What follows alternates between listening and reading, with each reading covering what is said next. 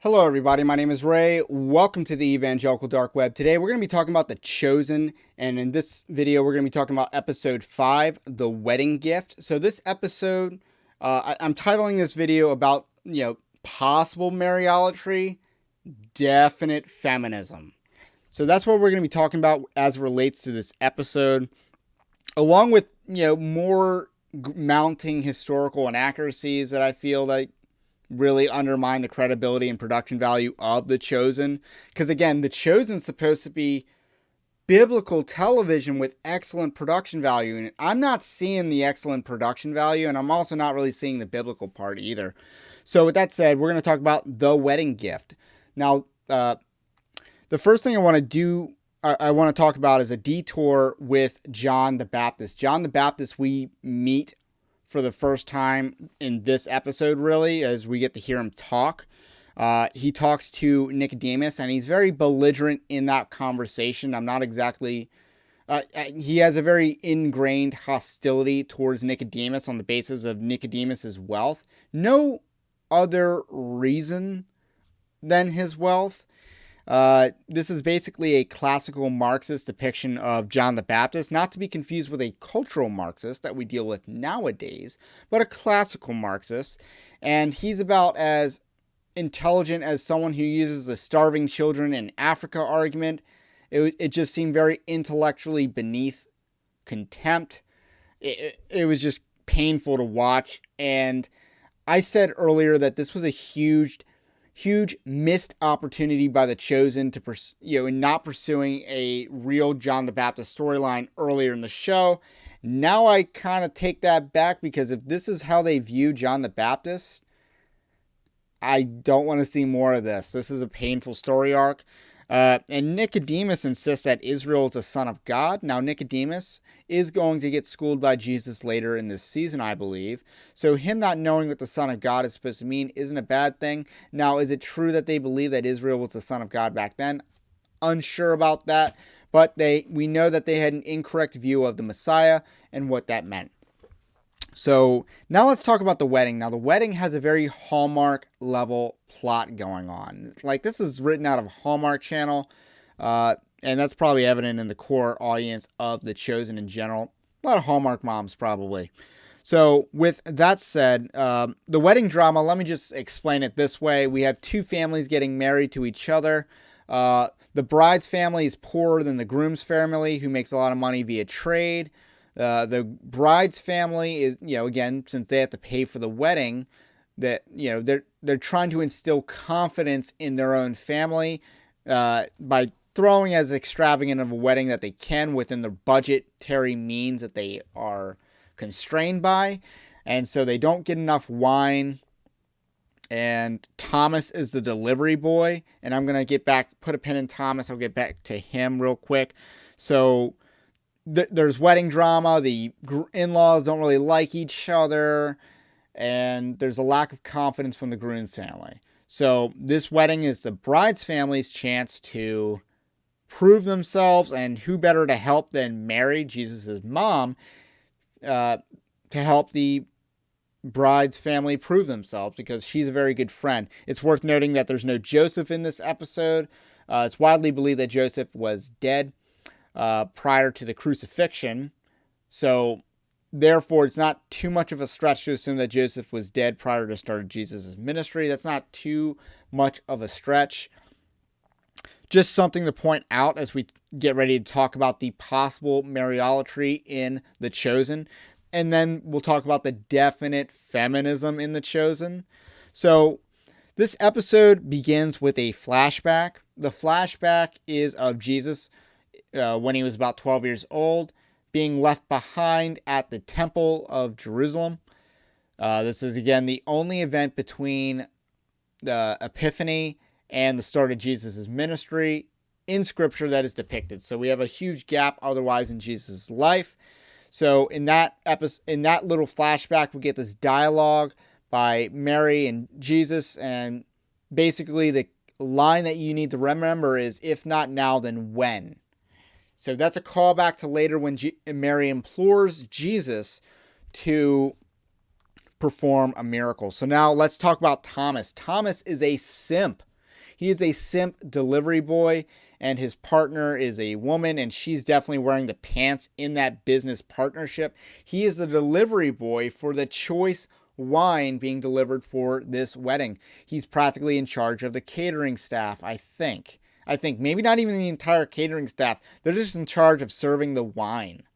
So not even, which just seems odd that this is a two-person job, that two people needed to make this delivery. A very choice wine made with seawater and I think honey or something like that. I love the super indulgent description of the wine. I like that.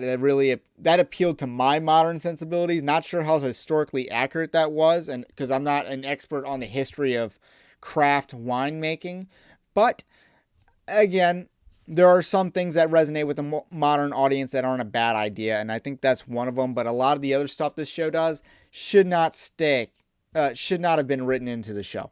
So again, Thomas is a simp. So let's talk about the Mariolatry, the possible Mariolatry. So again, in the beginning, we see like an exchange between Mary and Jesus. Now we see a new exchange between Mary and Jesus, where Mary implores Jesus to save the wedding because they've run out of wine, because there's too many people at the wedding and they didn't order enough wine in the first place. They only had enough money for like 3 caskets, or I don't know what the measurement was, jars, and they've already run out on the first day. So we see a very intense scene, and this is meant to be an intense depiction from the Chosen's end. I'm not saying it was that intense from a viewer standpoint, but the camera focuses, and I mean it's completely panned on Mary. We got her kind of looking down a little bit on Jesus, just the way that it's angled, and it's very intense. And this to me came across as Catholic porn. Like the Romanists really loved that depiction of Mary in that scene right there.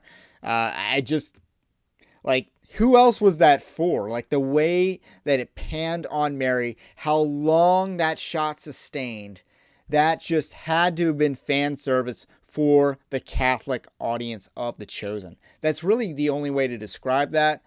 So that has me begging the question, are we going to have some Mariolatry in this show? There is the impression that Jesus cannot say no to Mary, and I do want to talk about how they sanitize the dialogue of this scene from Scripture. Now in the Bible, Jesus drops the woman, it is not yet my time, but in The Chosen, it's like, mother, very soft, very politically correct dialogue that does not offend our modern feminist sensibilities or Catholic sensibilities. I'm not sure how Catholics feel about woman, it is not yet my time, or woman, my hour is not yet come. I'm not sure how Catholics feel about that dialogue, and I'm sure that they're okay with the sanitizing of that dialogue, but very cringe. An overarching criticism is when this show does quote Scripture, it's very, and I mean very sanitized, very dumbed down. They don't go for a poetic King James or a word for word Nazib. They go for some extremely paraphrased and contemporary dialogue. I don't like that. I'll be honest, I don't like that. I feel dumber watching it. So Jesus performs the miracle.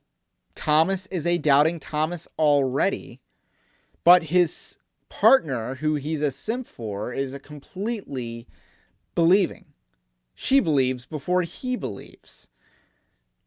Again, ridiculous in my opinion, but this show has a very feminist bent to it. I don't think I can stress that enough. So we talked about the sanitized dialogue. Let's go back and let's explore more of the feminism of The Chosen, because there's been a lot of feminism kind of building up to this point. The most obvious example is Peter and his wife Eden. That is a very feminist relationship, even to the point where Eden is like, you're not the boss of me, or you cannot command me, which is not how a marriage would have been viewed in that time period. Again, very feminist, less so, but you could maybe make a case is the marriage between Nicodemus and his wife. You could make that case. And in this episode specifically, Thomas is a simp for his female business partner. Now, we can also talk about how of the bride's family, the women are in charge of the marriage preparations. And obviously, it's not a bad thing that Mary takes the helm in trying to save her friend's wedding.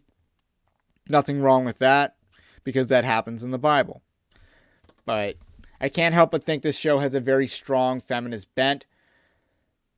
So that needs to be addressed. So lastly, I want to talk more about the writing and historical accuracy of the movie. Now, I don't know if it was an oversight or completely intentional based on the historical history of nail polish, that Mary Magdalene, who was not only a leader among the disciples, but she was wearing nail polish in the show. So I noted that, and the reason why I note this is because, to me, I've already seen some things that just did not work, or I've already seen some errors in the costumes already as far as The Chosen's concerned. Like, I believe it was also Mary Magdalene, but I'm not sure. It could have been a different character. But either way, we should not be seeing bra straps through clothing, because they did not have the same brassieres back then that they had nowadays. It was a different support system. So we should not be seeing bra straps through clothes. That's a complete error. Someone should have caught that. And nail polish, also one of those things that's really questionable, because if we look at the history of nail polish, a lot of times it was worn by rich people, specifically in China, in the Mesopotamia region. Warriors would wear it and stuff like that. Now, would a Jewish low-class woman who's a subject in Rome be wearing nail polish? I think that's highly questionable. So that to me is a goof, because it doesn't come across as, I don't think they did it on purpose. To me, that ranks not up there with the set of Game of Thrones where they left coffee cups on set, which is extremely unprofessional. I don't think it's extremely unprofessional as that, but it, to me, does rank near the Reliant, where these characters that were living in the woods for a month have perfectly shaved faces, makeup on fleek, and hair that's not messy at all. That's, to me, is a little bit lazy on the production value standpoint. Your characters should be taking their appearance seriously as it relates to their character, or your actors should be taking their appearance seriously as it relates to their character, and they should be going for as much historical authenticity as they can. The Chosen is clearly not immersive in its time period. It's not. It just isn't. It might be more immersive than Captain America, the first Avenger was, because that movie at no point feels like it took place in the 1940s, except when Captain America is being called a fairy, which, Disney did not write that dialogue. But otherwise, this is just above that. It's hardly a period piece. You don't really feel immersed at all. Another thing, and this is probably The Chosen trying to outsmart itself, is that in the beginning of the episode, Eden and Peter have a scene, and apparently Peter can't Jesus can bring his disciples to this wedding, but Peter can't bring his +1 wife. I don't get that, but, it'd be like that sometimes. So the beginning of the episode has Eden, Peter's wife, making wine, stepping on the grapes in their house, which comes across as very odd. Why is a fisherman's wife making wine? Where did she get all these grapes from? They just came into cash and she's already spending it. Obviously, The Chosen did this to kind of immerse the audience in what the process of making wine was back then. But to me, it comes across as we're forgetting why a fisherman's wife is making wine. Again, just I don't really respect the writing or the production value of this show. And this episode does little to change my mind. It's not the worst episode of The Chosen, not the best either. So very middle of the road, except for the fact about John the Baptist. That was straight up horrendous. And we're going to see whether, again, when Jesus returns to Nazareth, whether they're going to go full Mariolatry there and deny the fact that Jesus had earthly siblings, as the Bible states. And we're also, again, because the Catholic Church believes that Mary was an ever virgin, which the Bible clearly contradicts when it said that Joseph did not have relations with Mary until after Jesus was born. Until after. And any guy's going to have a countdown clock for that moment. So that's all I got to say about The Chosen in this episode. Be sure to subscribe so you don't miss the next video on The Chosen. That's all I got for today, and I will catch you on the next one.